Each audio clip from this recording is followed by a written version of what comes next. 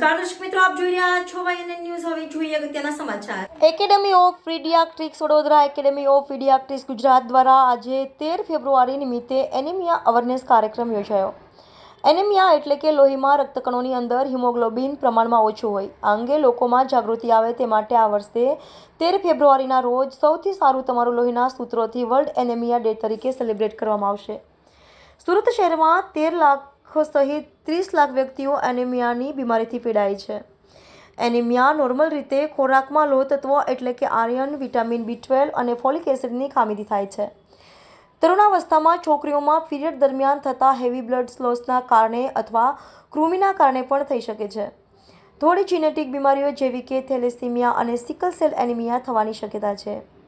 જોકે લગભગ આપણા વસ્તીમાં 50% લોકોને એનિમિયા છે. તરુણાવસ્થા દરમિયાન આ પ્રમાણે 60 થી 70% જેટલું છે અને તરુણાવસ્થામાં છોકરીઓમાં તકલીફ વધારે જોવા મળે છે. દુનિયાના 5 દેશો કે જેમાં એનિમિયાનું પ્રમાણ વધારે છે એમાં ભારત આવે છે.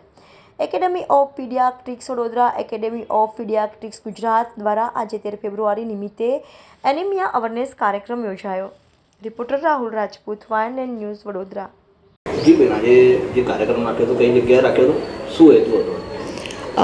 આજે 13મી ફેબ્રુઆરી એ એનિમિયા અવેરનેસ ડે છે અને એના જ ઉપક્રમે ઇન્ડિયન એકેડમી ઓફ પીડિયાટ્રિક્સ દ્વારા લિટલ એન્જલ પ્લે સ્કૂલમાં અત્યારે બધી મધર્સ માટે એનિમિયા અવેરનેસ પ્રોગ્રામ રાખ્યો છે.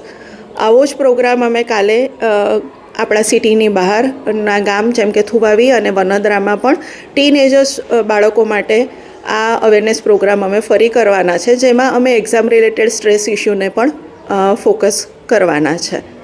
બાળકો માટે કેટલું આ પ્રોત્સાહિત મળે?